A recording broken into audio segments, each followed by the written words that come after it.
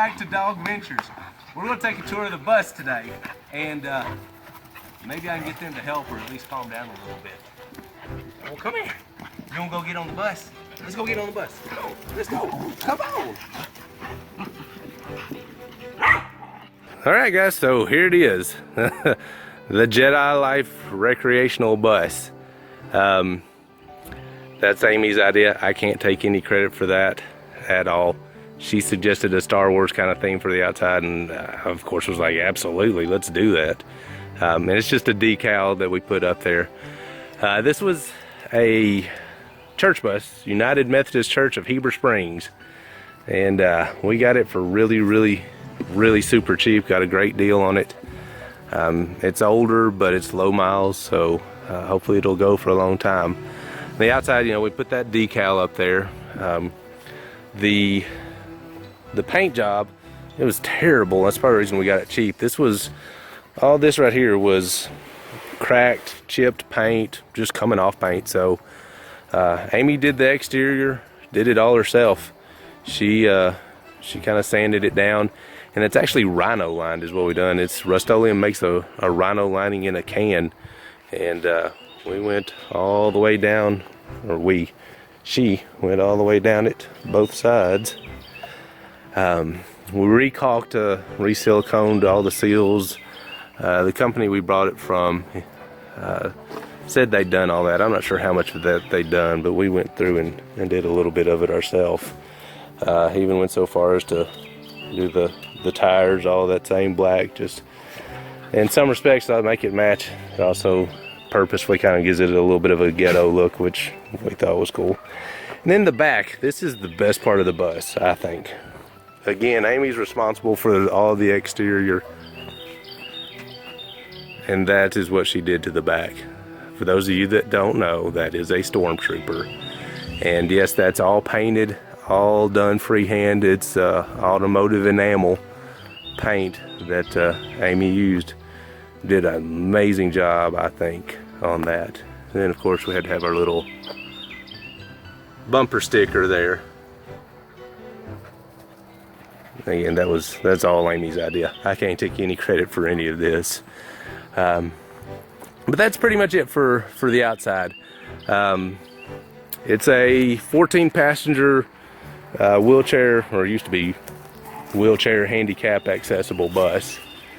That's now technically only a 3-passenger plus 6 dogs.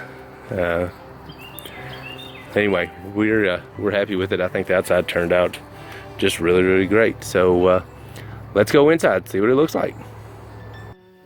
All right, guys, here we are. Come on, join me on our recreational bus.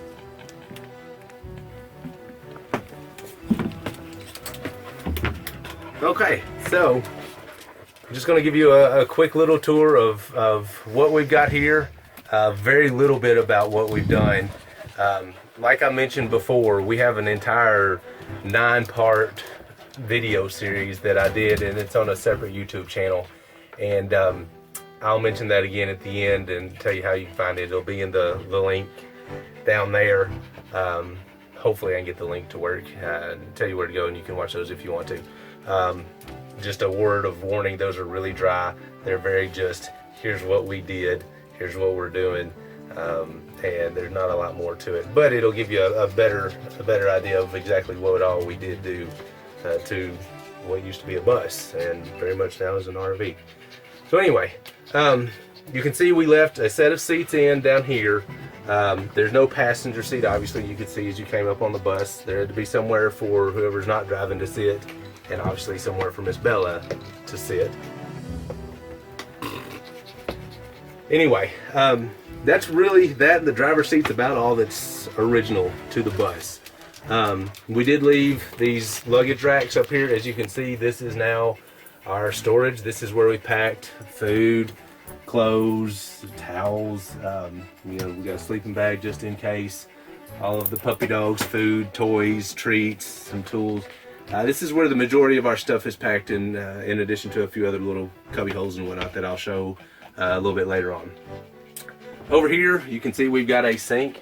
It actually runs down here into It's actually into a laundry jug. That's our water catcher. You also see some of our food. We got taters in there that Sugar's going to eat.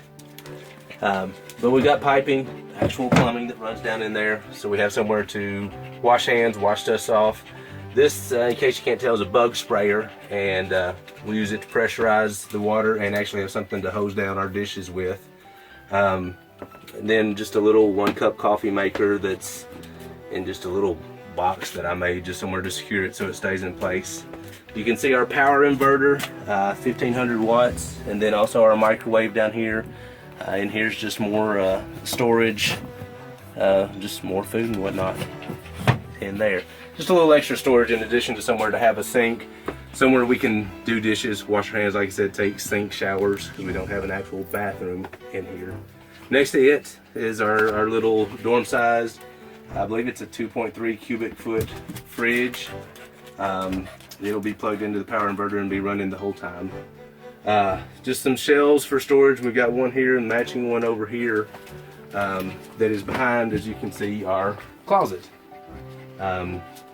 We wanted to maximize space as best we could, and it just sits up over the little black box down there that you can see. That's actually the heater, the rear heater for the bus. We're probably not going to be able to, or need to, not be able to, but not need to use that much. So we kind of use that as an extra storage space for our clothes. An idea that Amy found of just putting an iron pipe together and securing it to the floor, and we've got somewhere to hang all of our clothes up. And then, like I pointed out over here, it's a matching shelf. We have a generator that we're taking with us. It's just strictly for emergencies. Gas power generator. It's really just going to be enough to charge the battery on the bus if for some reason we accidentally kill the bus running all the stuff that we're running through the power inverter. The power inverter is hooked into a deep cycle battery that's underneath the bus. I'm not going to crawl under there and show it to you. Just trust me, there's one underneath there. And it'll hold a decent amount of wattage, amperage to power us, just in case we don't realize we've done it, and drain that. And then the normal battery at the front of the bus. We've got the generator here to help us out. Next to that, you can probably already see in the previous shot, there's our toilet. This is an Amy invention, a rather ingenious one if I do say so myself. What this actually is a pedicure chair, so where the little beautician would sit and do your nails for you.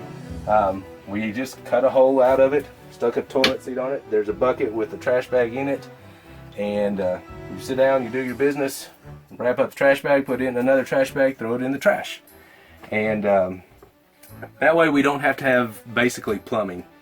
Putting plumbing on the bus was going to be a huge deal as far as time and money, and then you also throw in the possibility of, you know, some sort of seal breaking somewhere, pipes joined together breaking, especially with them having to run to the sink next to all the power and electricity. That's just bad news that we didn't want to deal with. They make composting toilets, but they're well over $100, and they do more or less the exact same thing this is going to do. So we just really cheaped out on it is all we did. And I think it's a rather nifty invention that Amy came up with. And then behind me you can see our couch slash bed. It's a day bed, I guess is what they're called. This is where I'll sleep. This is where the dogs spend the majority of their time. You've seen the pictures that we posted them sleeping up here. Underneath is a little trundle that pulls out. It's Velcro strapped in place because it's on wheels and we don't want it flying out while we're driving. There's a second mattress there that's where Amy's going to sleep. Actually, underneath it right now we've got fencing, just section of the fence that put together that we're actually going to put up outside the bus so the dogs have somewhere to run off and on and not have to be leashed all the time.